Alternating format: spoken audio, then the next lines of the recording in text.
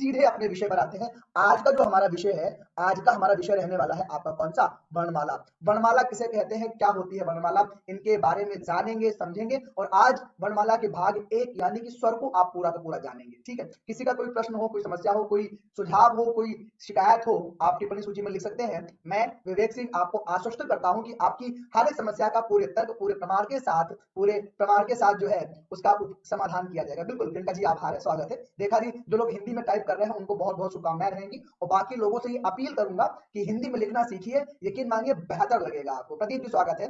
सुबह की शुरुआत आप लोगों के साथ हो चुकी है, पूरा दिन ऐसे ही मंगलमय जाना है, इसी ऊर्जा, इसी संबल के साथ। ठीक है, शुरू करेंगे। आपका वर्णमाला क्या होता है? देखिए, सबसे पहली तो बात हम करते हैं कि वर्णमाला कैसे बनती है या वर्णमाला का उपादान कैसे आता है, हम क्या होती है वर्णमाला। हालांकि सबने बचपन से पढ़ा होगा, लेकिन एक बार फिर से हमें पढ़ने की महती आवश्यकता है।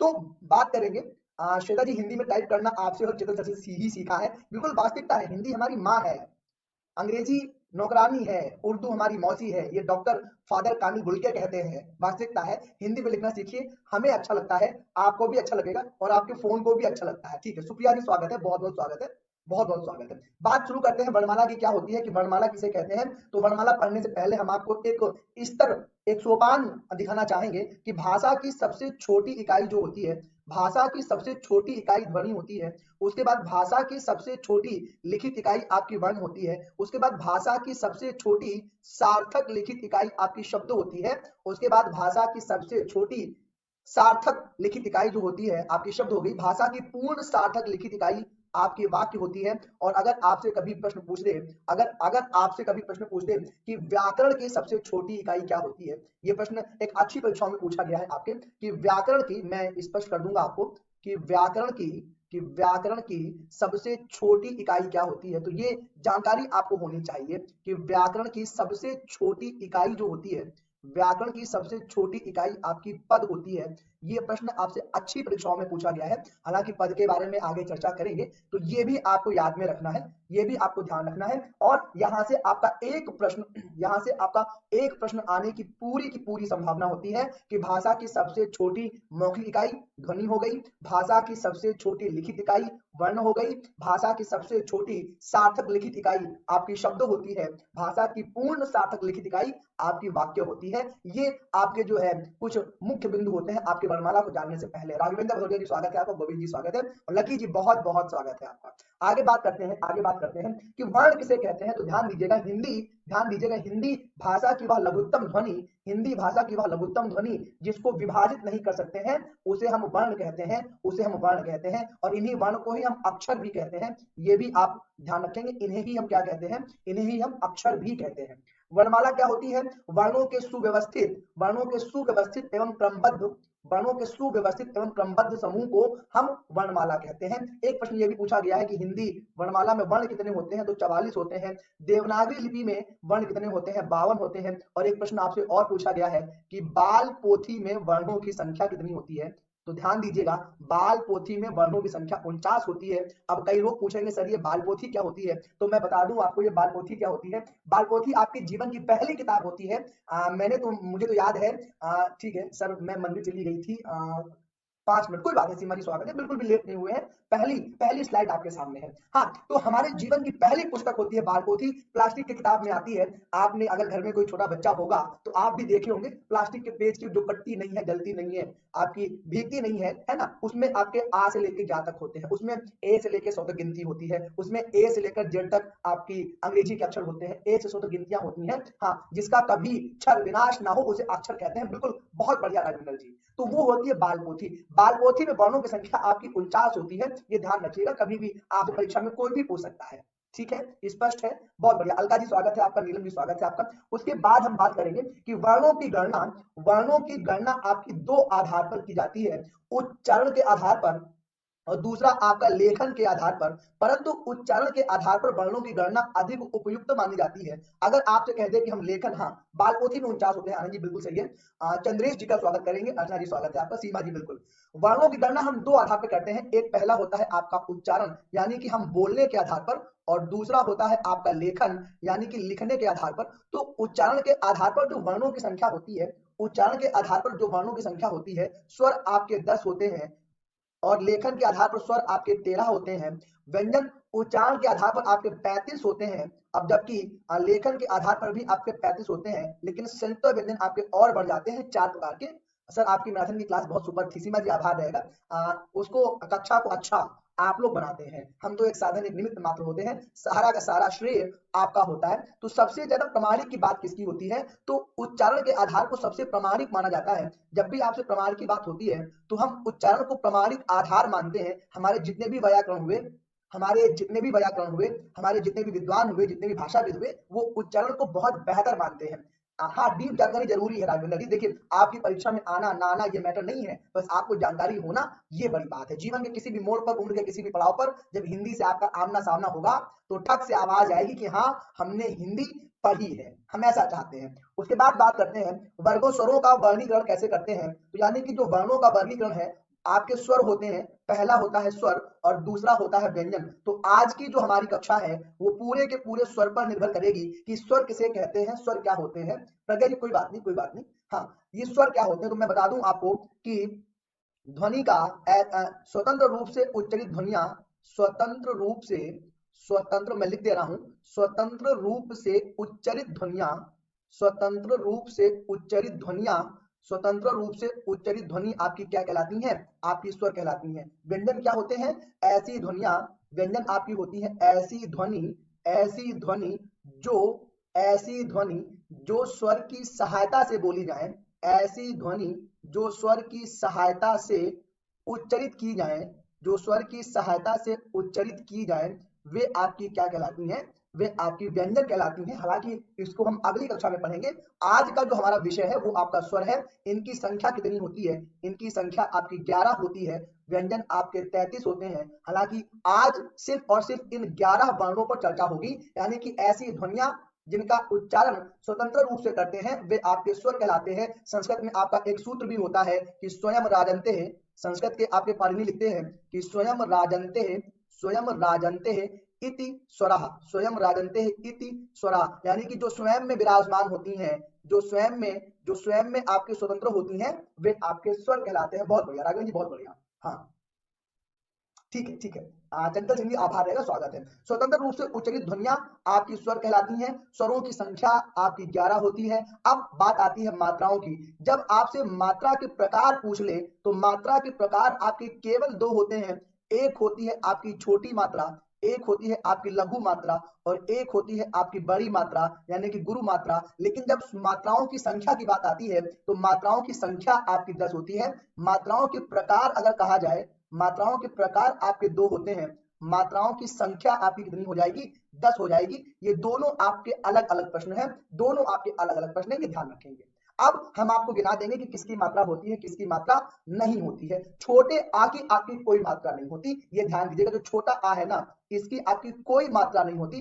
मैं एक बार अपने आप को आपके सामने से हटाना चाहूंगा कि आपको पूरा स्पष्ट रूप से आपको दिखाई दे कि हम किसकी बात कर रहे थे। तो ये होता है आपका स्वरों का वर्गीकरण, यानी कि स्वर को हम किन किन आधार पर बांटेंगे। बिल्कुल श्वेता जी ने बिल्कुल सही कहा है, मात्राएं आपकी केवल 2 होती हैं। लेकिन अब हमें पढ़ना है स्वर का वर्गीकरण। तो सबसे पहले हम बांटते हैं उच्चारण काल के आधार पर, उसके बाद हम बांटेंगे जीभ के आधार पर, उसके बाद हम बांटेंगे नाक व वायु के आधार पर, फिर हम बांटते हैं मुख के आधार पर, फिर हम बांटते हैं होठों की स्थिति के आधार पर।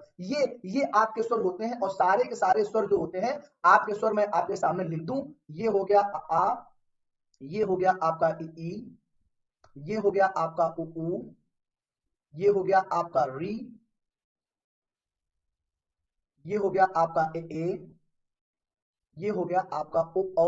यही आपके सारे के सारे क्या है, ये स्वर हैं आपके 1 2 3 4 5 6 7 8 9 10 11। ये जो हमने आपके सामने लिखे हुए हैं ये सारे के सारे आपके स्वर हैं। बस इनको ही हमें बांटना है, इन आधार पर हम बांटते हैं, वो आपके सामने लिखे हुए हैं। क्या इतना स्पष्ट है, क्या इतना सभी को स्पष्ट है कि हमें किन किन स्वरों की बात करनी है। अब ध्यान दीजिएगा, छोटे आ की कोई मात्रा नहीं होती, बड़े आ की मात्रा ऐसे होती है, छोटी ई की मात्रा ऐसे होती है, बड़ी ई की मात्रा ऐसे होती है, छोटा ऊ ऐसे होता है, बड़ा ऊ ऐसे होता है, री आपका ऐसे होता है, ए आपका ऐसे होता है, ए आपका ऐसे होता है, ओ की मात्रा ये होती है और औ की मात्रा ये होती है। केवल छोटे आ की कोई मात्रा नहीं है, इसलिए मात्राओं की संख्या कितनी हो जाती है, इसलिए मात्राओं की संख्या आपकी 10 हो जाती है। ये दोनों प्रश्न आपके अलग-अलग थे, अलग-अलग थे। नूतन जी थोड़ी-सी जानकारी आपको दे चुके हैं, आप देख सकते हैं, लेकिन जो वास्तविकता है, वास्तविकता आपसे यही है कि स्वरों का वर्गीकरण। रागिनी मौर्य जी स्वागत है आपका। हाँ, कि बांसुरी चली जाओ, होंठ का निमंत्रण है, औषधि चली जाओ, चोट का निमंत्रण है। बहुत-बहुत स्वागत है आपका। तो ये होते हैं आपके स्वरों का वर्गीकरण। अब हम एक-एक करके जानेंगे कि उच्चारण के आधार पर कितने होते हैं, जीभ के आधार पर कौन-कौन से होते हैं, नाक के आधार पर कौन-कौन से होते हैं, मुख के आधार पर कौन-कौन से हैं और होंठ के आधार पर कौन-कौन से हैं। सबसे पहला प्रकार आपका होता है मात्रा माफ कीजिएगा या फिर उच्च उच्चारण काल के आधार पर स्वरों का वर्गीकरण। अब एक एक करके हम जानेंगे, ठीक है। मैं आपके सामने उपस्थित होना चाहता हूं, लेकिन ठीक है, ठीक है। हम ह्रस्व स्वर के बारे में जानेंगे, हम जानेंगे दीर्घ स्वर के बारे में जानेंगे और हम जानेंगे लुप्त या फिर इसे हम प्लुत स्वर कहते हैं, इनके बारे में हम जानेंगे। एक एक करके आपको जानना है और बिल्कुल स्पष्ट रूप से आपको होता रहेगा। अब ध्यान दीजिएगा, आपसे कहा गया है कि मात्रा या फिर उच्चारण काल के आधार पर स्वरों का वर्गीकरण एक एक करके हम जानेंगे। सबसे पहले होते हैं आपके ह्रस्व स्वर। सबसे बड़ी बात कि इनको ही हम मूल स्वर भी कहते हैं, इनको ही हम मूल स्वर भी कहते हैं और इनको ही हम क्या कहते हैं, इनको ही हम एक मात्रिक स्वर भी कहते हैं, एक मात्रिक स्वर भी कहते हैं। अब सुनिएगा कैसे होते हैं, यानी कि ऐसे स्वर जिनके उच्चारण में एक मात्रा का समय लगता है, उन्हें हम ह्रस्व स्वर कहते हैं, उन्हें हम मूल स्वर कहते हैं, उन्हें हम एक मात्रिक स्वर कहते हैं। जैसे कौन कौन से होते हैं मैं बता दूं आपको, जैसे कि आपका छोटा आ हो गया, जैसे कि आपकी छोटी ई हो गई, जैसे कि आपका छोटा ऊ हो गया और जैसे कि आपका हो गया री, ये आपके एक मात्रिक स्वर कहलाते हैं। मैं स्पष्ट करना चाहूंगा, आपको लिखना चाहूंगा एक बार। जैसे कि आपका आ हो गया, आपका ई हो गया, आपका ऊ हो गया और हो गया आपका री। ये जो चार स्वर हैं, ये आपके एक मात्रिक स्वर हैं। इनको बोलने में हमें एक मात्रा का समय लगता है और यही आपके ह्रस्व स्वर कहलाते हैं, यही आपके मूल स्वर कहलाते हैं और यही आपके एक मात्रिक स्वर कहलाते हैं। और सबसे बड़ी बात ये होती है कि इन्हीं स्वरों से ही बाकी के स्वरों का भी निर्माण होता है। अब दूसरी बात हम करेंगे, दूसरी बात हमें करनी है दीर्घ स्वर की। हाँ, लघु, हाँ हाँ बिल्कुल बिल्कुल, इन्हें हम लघु भी कह सकते हैं, लेकिन सीमा जी वो लघु आपकी उसको प्रमाणिकता प्राप्त नहीं है, लेकिन लगभग कह सकते हैं। दूसरे आपके होते हैं, दूसरे आपके होते हैं कौन से, दूसरे आपके होते हैं दीर्घ स्वर। तो ध्यान दीजिएगा, दीर्घ स्वर को ही हम क्या कहते हैं, दीर्घ स्वर को ही हम द्विमात्रिक स्वर भी कहते हैं, द्विमात्रिक स्वर भी कहते हैं। यानी कि ऐसे स्वर जिनमें आ नहीं होगा। क्यों नहीं होगा आप प्रियंका जी, बिल्कुल होगा। आ ई नहीं नहीं, बड़ा आ नहीं होगा, हिंदी में लिखिएगा। द्विमात्रिक स्वर इनकी संख्या आपकी 7 होती है, ह्रस्व स्वर इनकी संख्या आपकी 4 होती है और इनको ही दीर्घ स्वर कहते हैं। अब कौन कौन से हो जाएंगे, जैसे कि आपका बड़ा आ हो गया, जैसे कि आपकी बड़ी ई हो गई, जैसे कि आपका बड़ा ऊ हो गया, जैसे कि आपका ए हो गया, जैसे कि आपका ओ औ हो गया। ये सारे के सारे कौन से हो गए, ये सारे के सारे आपके हो गए कौन से, आपके द्विमात्रिक स्वर हो गए, यानी कि दीर्घ स्वर हो गए। स्पष्ट है, बड़ा आ, बड़ी ई, बड़ा ऊ, ए ओ और औ। परिभाषा आपकी होती है कि ऐसे स्वर जिनके उच्चारण करने में हमें हमें 2 मात्रा का समय लगता है, वो आपके द्विमात्रिक स्वर या फिर दीर्घ स्वर कहलाते हैं। ह्रस्व स्वर 4 थे, दीर्घ स्वर 7 हो गए, 7 और 4 मिलकर हो गया 11। और आपको पता है कि स्वरों की संख्या आपकी कितनी होती है, स्वरों की संख्या भी आपकी 11 होती है। तो स्वर तो आपके सारे पूरे हो गए, लेकिन अब बात आती है प्लुत स्वर की। इसे ही हम कहते हैं प्लुत स्वर कहते हैं, इसे ही हम पृथ्वी और इसे ही हम त्रिमात्रिक स्वर भी कहते हैं, इसे ही हम त्रिमात्रिक स्वर भी कहते हैं। हाँ, द्विमात्रिक भी कहते हैं और इन्हें हम अब कहेंगे त्रिमात्रिक स्वर। ऐसे स्वर जिनमें 2 मात्रा से ज्यादा का समय लगता है, उसे हम त्रिमात्रिक स्वर कहते हैं। सबसे बड़ी बात ये होती है कि इनका प्रयोग संस्कृत में होता है, इनका प्रयोग संस्कृत में करते हैं और ये हमारी हिंदी का स्वर नहीं है। हाँ, मूल रूप से 11 होते हैं। नूतन जी बिल्कुल सही कहा आपने, इनका प्रयोग हम संस्कृत में करते हैं। अब संस्कृत में कहाँ करेंगे, संस्कृत में हम अगर कोई संस्कृत के श्लोक हैं या किसी नाटक के संवाद हैं, मैं बता दूं कहाँ कहाँ करते हैं, नाटक के संवादों में, संस्कृत के श्लोकों में, या फिर किसी को बुलाने में या फिर किसी को चेतावनी देने में हम क्या करते हैं, हम प्लुत स्वर का प्रयोग करते हैं, हम प्लुत स्वर का प्रयोग करते हैं। अब सबसे बड़ी बात कि प्लुत स्वर में हम एक चिन्ह का प्रयोग करते हैं और इसको हम कहते हैं अवग्रह का चिन्ह। ये प्रश्न भी आपकी परीक्षाओं में कई बार पूछा गया है कि त्रिमात्रिक स्वरों के लिए हम किसका प्रयोग करते हैं, हम अवग्रह का प्रयोग करते हैं। ये जो अवग्रह है ये आपने बचपन में भी पढ़ा होगा। मैं आपको याद दिला दूं, हाँ मैं आपको याद दिला दूं, जब आपने बचपन में चाचा चौधरी पढ़ी होगी तो चाचा चौधरी में एक आपका कैरेक्टर था लुप्त, हाँ इसको प्लुत कहते हैं, ये लुप्त हो गया है, इसको प्लुत कहेंगे या फिर इसी को हम क्या कहेंगे, इसी को हम त्रिमात्रिक कहेंगे, त्रिमात्रिक कहेंगे। बहुत बढ़िया, इनका प्रयोग हम संस्कृत में करते हैं, संस्कृत में करते हैं। ओम भूर्भुवः स्वः तत्सवितुर्वरेण्यं भर्गो देवस्य धीमहि धियो यो न प्रचोदयात्, कि या कुंदेन्दु तुषारहार धवला या श्वेत वस्त्रावृता या वीणा वर्धन मंडित करा या श्वेत पद्मासना। बिल्कुल सही कहा आपने। मैं बता दूं आपको, छोटे में आपने एक कॉमिक्स पढ़ी होगी, मैंने पढ़ी है आपकी चाचा चौधरी, उसमें एक कैरेक्टर था साबू, वो जब भी पैर रखता था तो आवाज आपकी आती थी छपाक, और ये छपाक ऐसे लिखा होता था। हमें आज समझ में आया, हमें आज समझ में आया कि ये जो चिन्ह बने हैं ये आपके अवग्रह के चिन्ह थे, ये आपके अवग्रह के चिन्ह थे और ये आपके त्रिमात्रिक स्वर थे। यानी कि यहाँ पर जो छपा में जो बड़े आ की मात्रा है इसको और खींचा गया है, इसलिए हमने अवग्रह का प्रयोग किया। जैसे नाटक के संवाद होते हैं, रामलीला आपकी होती है तो संवाद में कहा जाता है हे राम, तो राम को हम ऐसे लिखते हैं, तो यहाँ पर भी ये भी जो आपका है ये आपका अवग्रह का चिन्ह है। यानी कि जो बड़ा आ है इसको दो मात्रा से ज्यादा बार बोला गया है, ये आपका अवग्रह कहलाता है। और सबसे अच्छा एग्जाम्पल आपका होता है ओम। ओम को जब भी हम बोलते हैं तो ओम को हम ऐसे लिखते हैं, ऐसे लिखते हैं, ये होता है आपका ओम, ये ध्यान रखिएगा। बिल्कुल बिल्कुल, हाँ बिल्कुल, ये हो गया आपका ओम, हो गया आपका। अच्छा एक बात हमें बताइए कि ये जो ओम, एक ओम आपका ऐसे लिखा हुआ मिलता है, तो क्या ये शुद्ध है या नहीं है? बताइए क्या ये सही है या गलत है? जल्दी बताइए, सही है या फिर गलत है? ये प्रश्न आया हुआ है आपका यूपीटीटी में, ये प्रश्न ऐसे रहता है छपाक। हाँ ठीक है बिल्कुल, हाँ ठीक है नूतन जी बिल्कुल। तो जरा बताएं कि ये जो ओम हमने ऐसे लिख दिया है क्या ये सही है या फिर गलत है? और एक ओम हम ऐसे लिखते हैं, एक ओम हम ऐसे लिखते हैं, तो आप बताइए ये सही है या फिर गलत है? गलत है, सही है। मैं बता दूं आपको ये जो ओम लिखा है ना, ये जो ओम लिखा है ना, ये भी आपका सही है। और ये तीन है, ये आपका देवनागरी लिपि में लिखा हुआ है, ये आपका देवनागरी लिपि में लिखा हुआ है, ये ध्यान रखेंगे। देवनागरी लिपि में आपका एक ऐसे बनता है, दो ऐसे बनता है, तीन ऐसे बनता है, चार ऐसे बनता है, पांच ऐसे, छह ऐसे, सात ऐसे, आठ ऐसे, है ना। हाँ ये बिल्कुल बिल्कुल, आमंडी बाई, मेहंदी बाई मिस शेख, हाँ ठीक है बिल्कुल स्वागत है। तो ये हिंदी का तीन बना हुआ है और इसे ही हम कहते हैं क्या, इसे ही हम कहते हैं त्रिमात्रिक स्वर। बिल्कुल सही लिखा हुआ है। लेकिन एक बात और ध्यान रखेंगे, एक बात और ध्यान रखेंगे कि अवग्रह के ऊपर कभी भी शिरोरेखा का प्रयोग नहीं करते हैं, ये आपका वर्तनी का नियम होता है। हालांकि बहुत डीप जानकारी आपको दे रहा हूँ, आपकी परीक्षा के स्तर से बढ़कर जानकारी दे रहा हूँ। अगर हमने ओम ऐसे लिखा, अगर हमने ओम ऐसे लिखा और ये लाइन हमने पूरी खींच दी तो ये वर्तनी आपकी गलत है।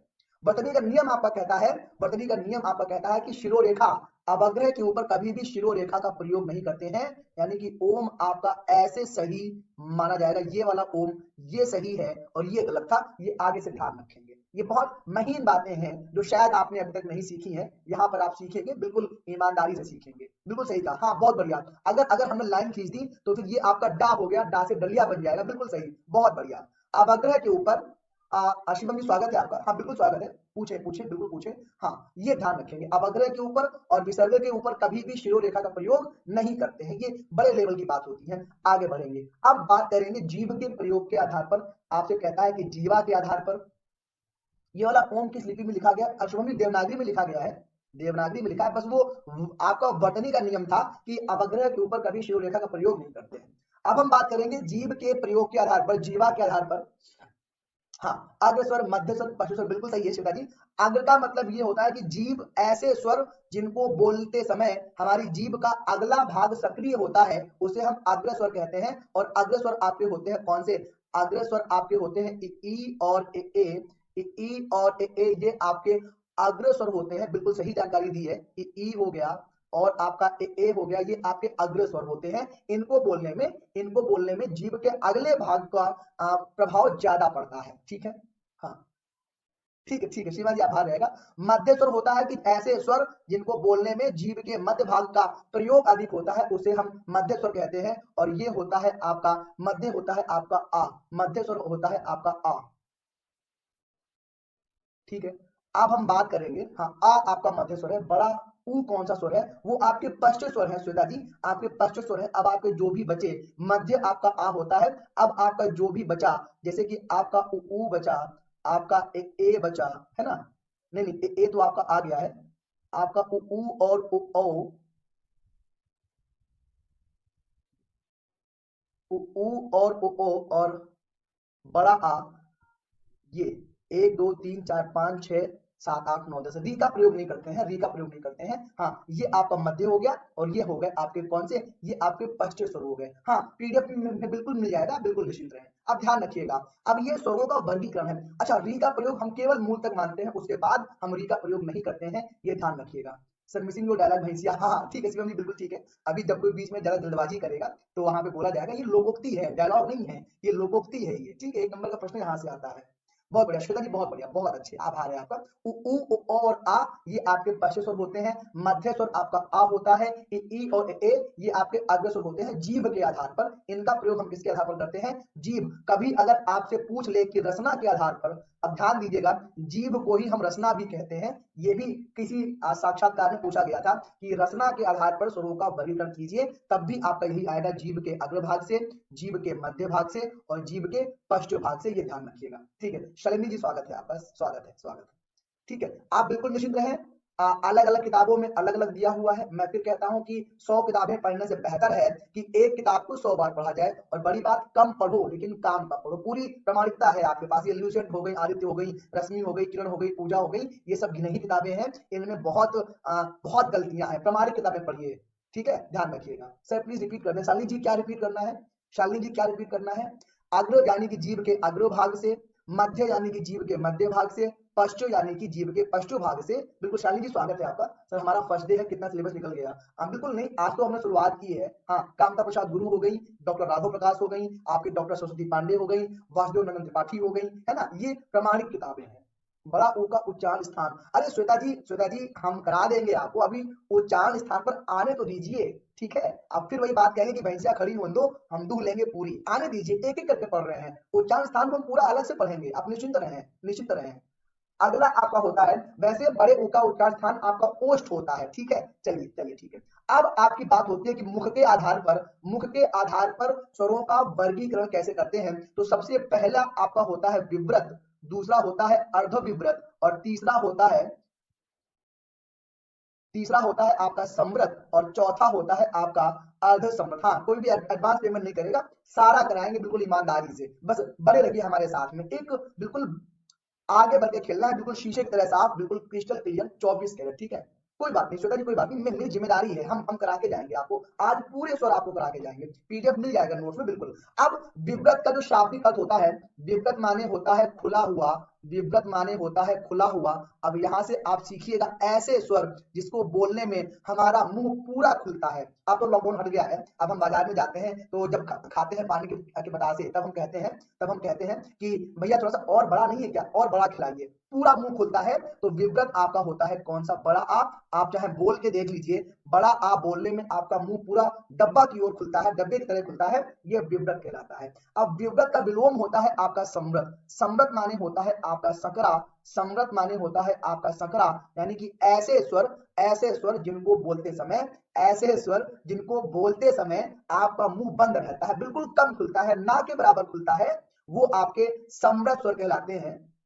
हाँ ठीक है, वो आपके समृत स्वर कहलाते हैं, यानी कि विव्रत का विलोम हो गया समृत, विव्रत माने खुला हुआ, समृत माने बंद। ऐसे स्वर जिनको हम अपना मुंह जो है बंद करके भी लगभग हम बोल सकते हैं, वो होते हैं आपके ई और उ। आप चाहो तो बोल के देख लो, एक बार में नहीं, 2 बार में नहीं, लेकिन 3 बार में कहीं ना कहीं आपको भी महसूस होगा, हाँ ये तो हो रहा है। हमने मुंह बंद किया, ई उ, हम बहुत कम मुंह खोल के बोल सकते हैं, ई और उ, बिल्कुल। अब बात आती है अर्ध विव्रत की, तो सुनिएगा, ऐसे स्वर जिनके उच्चारण के समय हमारा मुख विव्रत से कम और समृत से ज्यादा खुला होता है, हाँ, और कंठोष उच्चारण स्थान है, बिल्कुल ये उच्चारण स्थान है, अभी इन पर भी चर्चा करेंगे। अर्ध विव्रत होते हैं कैसे, जो विव्रत से कम और समृत से ज्यादा खुले होते हैं, वो आपके अर्ध विव्रत कहलाते हैं। ये होते हैं आपके कौन से, ये होते हैं आपके ए होते हैं, ये आपके आ होते हैं, और ये आपका औ होते हैं, ये होते हैं आपके अर्ध विव्रत स्वर, ये होते हैं आपके अर्ध विव्रत स्वर। कई बार पूछे गए हैं, कई बार पूछे गए हैं।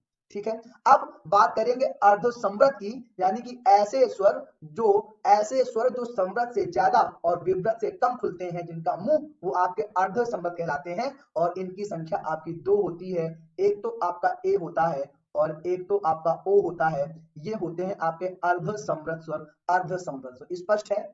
बिल्कुल शीशे की तरह साफ है, सारी परिभाषाएं मैंने बता दी हैं। हाँ, पहली बार भी नहीं आएगा। और बड़ी बात मैं ये कहता हूं कि अब याद करने की कोशिश मत कीजिएगा, अब हमारी उम्र नहीं है याद करने वाली। अब जितना हम चीजों को आंखों के सामने से गुजारेंगे, हमें उतना याद होगा, हमें उतना स्पष्ट होगा। परीक्षा में विकल्प आपका चीख चीख कर बोलता है कि मैं हूं, गोला भर दो, याद नहीं होगा।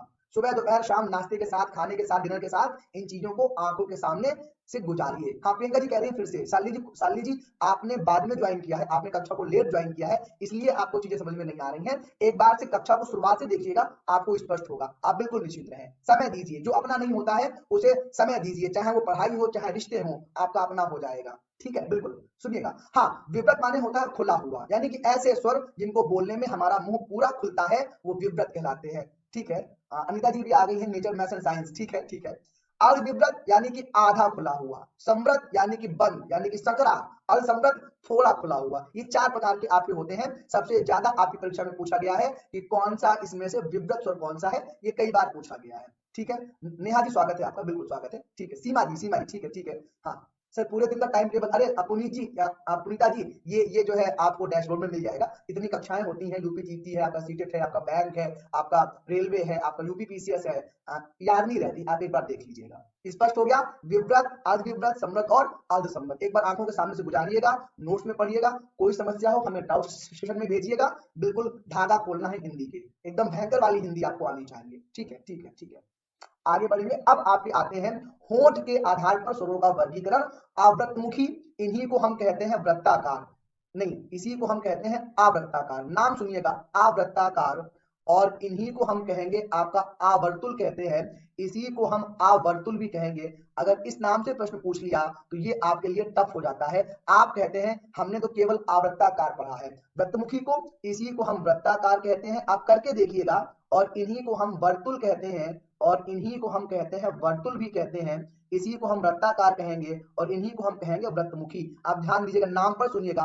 ऐसे स्वर जिनको बोलते समय हमारे होंठ लगभग गोल हो जाते हैं, लगभग गोल होते हैं, पूरे गोल नहीं होंगे, ध्यान दीजिएगा, लगभग गोल होंगे, वो आपके वृत्तमुखी कहलाएंगे। इन्हीं को हम गोलाकार भी कह सकते हैं, इन्हीं को हम गोलाकार स्वर भी कह सकते हैं, कुछ भी नाम दे दीजिए। जैसे हमने कहा उ ऊ, आप जरा उ ऊ बोल के देखिए, हमने कहा ओ ओ, आप स्वयं बोल के देखिए। और शीशे दर्पण को सामने रखिए, दर्पण कभी झूठ नहीं बोलता। ये आपके ऐसे स्वर हैं जिनको बोलने के समय आपके होंठ जो है लगभग गोल हो जाएंगे, उ ऊ ओ औ, लगभग गोल। इतनी अच्छी शक्ल किसी की नहीं है कि सबके पूरे पूरे गोल हो जाए। आप करके देख लीजिए, प्रयोग करके देखिए, प्रयोग करके देखिए। आदिबाजी इस्तेकबाल करेंगे आपका, बिल्कुल।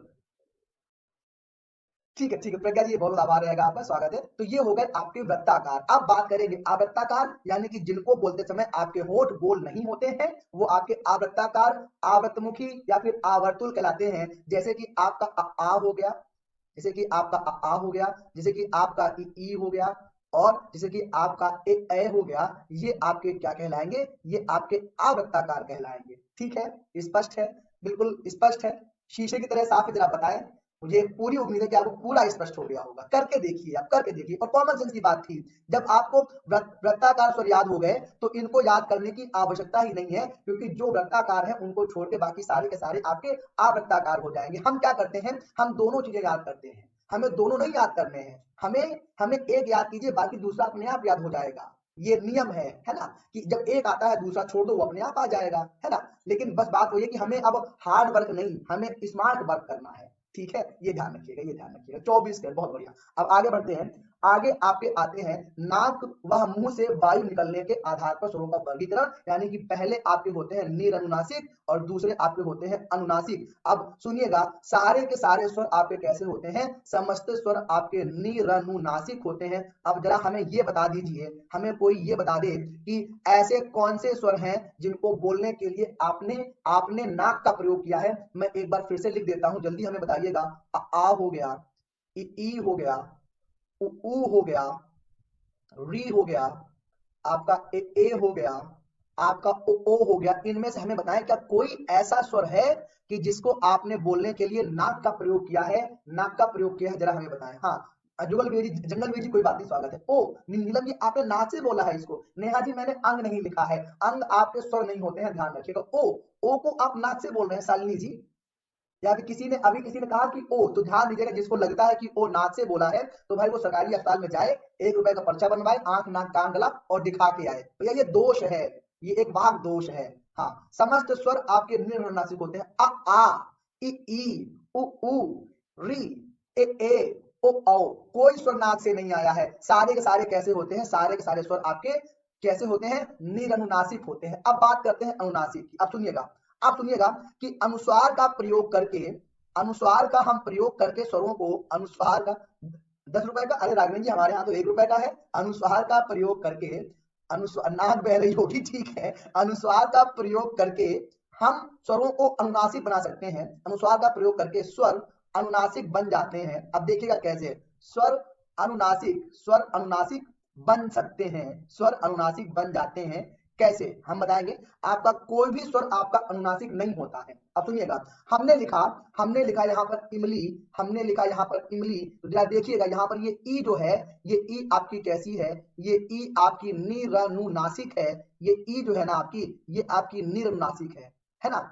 लेकिन जैसे ही हमने लिखा इंजीनियर, जैसे ही हमने लिखा इंजीनियर, तो यहाँ पर आपने देखा कि ये जो ई थी अब आपकी, ये आपकी कैसी हो गई है? ये आपकी अनुनासिक हो गई है, क्योंकि हमने किसका प्रयोग कर दिया? हमने अनुस्वार का प्रयोग कर दिया है। ई के ऊपर हमने बिंदी लगा दी है और यही आपका अनुस्वार है। अनुस्वार का प्रयोग करके हम स्वरों को अनुनासिक बना सकते हैं। स्पष्ट है? लेकिन वास्तव में सारे स्वर कैसे होते हैं? समस्त स्वर आपके निरनुनासिक होते हैं, ये ध्यान रखिएगा। अनुस्वार का प्रयोग करके हम उन्हें अनुनासिक बना सकते हैं। इंजन लिख लीजिए, बिल्कुल सही कहा आपने, इंजन लिख लिया, बिल्कुल सही कहा। यहाँ पर भी आपने अनुस्वार का प्रयोग कर दिया। स्पष्ट है क्या? ये बात सभी को स्पष्ट है?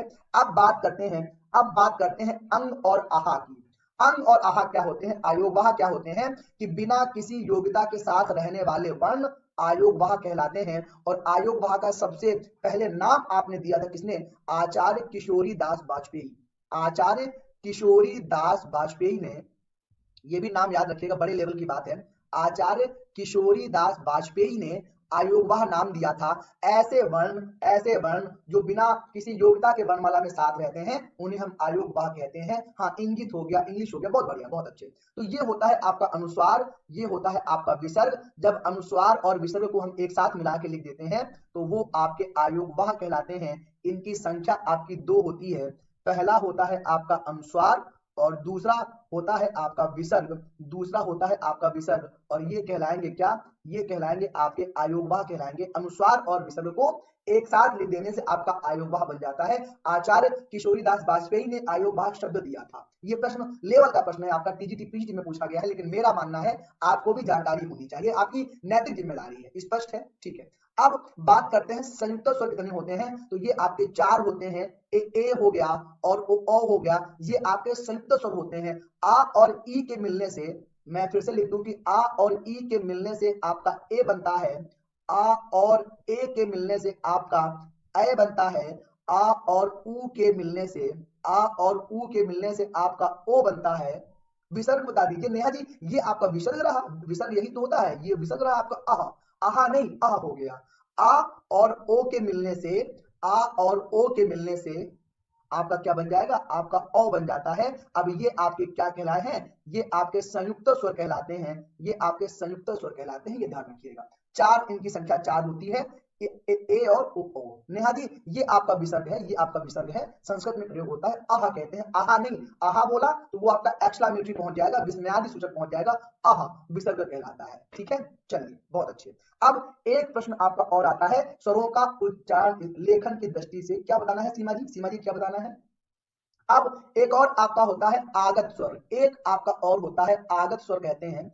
इसी आगत स्वर को आपका हम ग्रहित स्वर भी कहते हैं, यानी कि ऐसा स्वर जो किसी और भाषा से स्वीकार किया जाता है, उसे हम आगत स्वर कहते हैं। और ये आगत स्वर आपका अंग्रेजी भाषा से आया हुआ है, और ये होता है आपका कौन सा? ये होता है आपका अ होता है, अ। आपने प्रयोग किया होगा, जैसे हमने कॉपी लिखा है, जैसे हमने ऑफिस लिखा है, जैसे हमने ऑफिस लिखा है, जैसे हमने आपका हॉस्पिटल लिख दिया, आप देख रहे हैं कि इसका प्रयोग अंग्रेजी के शब्दों में ही होता है, अंग्रेजी के शब्दों में हिंदी में लिखने पर इसका प्रयोग करते हैं। Neha Singh, oh my God, ये क्या हो गया? ठीक है, इसे ही हम आगत कहते हैं, इसे ही हम रहित स्वर भी कहते हैं। अंग्रेजी के शब्दों में हिंदी में लिखने के लिए, जैसे कि हमने कॉफी कहा, कॉफी, ये तो ये जो अ है ना, ये अंग नहीं अ, ऐसे बनता है अ, ये आपका आगत स्वर होता है, ये आपका आगत स्वर है। ये भी कई बार पूछा गया है, ग्रहित स्वर भी कहते हैं। अब बात करेंगे स्वरों का उच्चारण स्थल। आ का उच्चारण स्थान कंठो होता है, स्वर के ही प्रकार है आगत अंग्रेजी, बिल्कुल नूतन जी, बिल्कुल ये पूछा गया प्रश्न है। ई आपका तालु से बोलते हैं, उ आपका ओष्ठ से बोलते हैं, ए आपका कंठ तालव्य है, और ओ आपका कंठोष्ठ है। ये अभी किसी ने पूछा था मुझसे उ का उच्चारण स्थान, तो देख सकते हैं ओष्ठ है। प्रथा भार्गव जी स्वागत है आपका, नीलम यादव जी भी स्वागत है। ठीक है, ठीक है, बिना किसी भूमिका के सीधे अपने विषय पर आते हैं। आज का जो हमारा विषय है, आज का हमारा सूक्ष्म, अल्पप्राण, महाप्राण, अघोष, सघोष, अग्ध्वनिया, पशध्वनिया, मानक, अमानक, अशुभ व्यंजन, पंचमाक्षर, स्पर्श संघर्षी, कई सारे पढ़ेंगे। वो व्यंजन है वो अगली कक्षा में पढ़ेंगे। इसके बाद कुछ प्रश्नों का आप जरा अभ्यास भी कर लीजिए। ठीक है, ठीक है। हाँ, जरा बताएं कि निम्नलिखित में से दीर्घ स्वर कौन सा है? निम्नलिखित में दीर्घ स्वर कौन सा है, जल्दी से बताएं। आपका आ है, आपका ए है, आपका ओ है, या फिर आपका ए है? कौन सा दीर्घ स्वर है, कौन सा दीर्घ स्वर है? उच्चारण स्थान में हम एक साथ करा देंगे, कौन सा दीर्घ स्वर है तो जरा बताएंगे। तो दीर्घ स्वर होता है आपका बड़ा आ, जबकि ये जो ए है ना, ये आपके संयुक्त स्वर है। ए आपका संयुक्त स्वर है, ओ भी आपका संयुक्त स्वर होते हैं। विकल्प ए आपका अभीष्ट उत्तर होता है। ये मात्रा के आधार पर, ये मात्रा के आधार पर क्या है, स्वरों का वर्गीकरण है, ह्रस्व, दीर्घ और प्लुत। बिल्कुल सही है। आगे बढ़ेंगे, आपका प्रश्न नंबर 3, निम्नलिखित में से दीर्घ स्वर कौन सा है? आपका ई है, आपका ए है, आपका ई है, या फिर ए है? ठीक है, बिल्कुल, बहुत बढ़िया। दीर्घ स्वर कौन सा है, मैं फिर बता दूं आपको। यहाँ पर ए जो है, ये आपका संयुक्त दीर्घ स्वर है, ये आपका संयुक्त हो गया। ए भी आपका क्या हो जाएगा, संयुक्त हो जाएगा। लेकिन जो बड़ी ई है, ये आपका मूल दीर्घ स्वर है। आपका विकल्प बी आपका अभीष्ट उत्तर होता है, विकल्प बी। स्पष्ट है, बिल्कुल शीशे की तरह साफ है, बिल्कुल क्रिस्टल क्लियर। जल्दी से बताएं, रीता जी, कुलदीप जी, बहुत बढ़िया। आगे बढ़ेंगे, निम्नलिखित में से कौन सा मूल दीर्घ स्वर नहीं है, जल्दी से बताएं। एक अच्छा प्रश्न है, कौन सा मूल दीर्घ स्वर नहीं है? बड़ा आ, बड़ा ऊ, बड़ी ई, या फिर बड़ा ओ? कौन सा मूल दीर्घ स्वर नहीं है? गलती नहीं करेंगे सत्येंद्र जी, खुशबू जी, गलती हो गई है। आपसे पूछा है कौन सा मूल दीर्घ स्वर नहीं है। यहाँ पर जो विकल्प डी है ना, ये आपका संयुक्त दीर्घ स्वर है, ये आपका संयुक्त, ये आपका जो है डी जो है, ये आपका संयुक्त दीर्घ स्वर है। इसलिए आपका विकल्प कौन सा, डी, विकल्प डी आपका अभीष्ट उत्तर हो जाएगा। क्योंकि आप जानते हैं ओ आपका बनता है आ प्लस ऊ से बनकर, आ प्लस ऊ से मिलकर आपका क्या बनता है, आपका ओ बनता है। इसलिए आपका ये संयुक्त दीर्घ स्वर है, विकल्प डी, विकल्प डी आपका अभीष्ट उत्तर होता है। अगला प्रश्न आपका ये होता है, आपको पता है कि ए, आपको पता है कि ए हो गया, और आपका आ हो गया, और आपका ओ हो गया। ये तीन स्वर आपके ऐसे होते हैं जो आपके अर्ध विव्रत होते हैं, जो आपके अर्ध विव्रत होते हैं। तो जरा बताएं विकल्प कौन सा, विकल्प बी आपका अभीष्ट उत्तर होता है, विकल्प बी आपके ये अर्ध विव्रत होते हैं। ये थे आपके 5 प्रश्न। तो जल्दी से बताएं कि 5 प्रश्नों में से कितने प्रश्न आपने सही किए हैं, और कैसी लगी है आपको हमारी कक्षा। जिन लोगों ने पहली बार देखा है, आपके स्टार ये हमें बताएंगे कि हमने कितनी मेहनत की है और अभी हमें कितनी मेहनत और करनी है। ठीक है।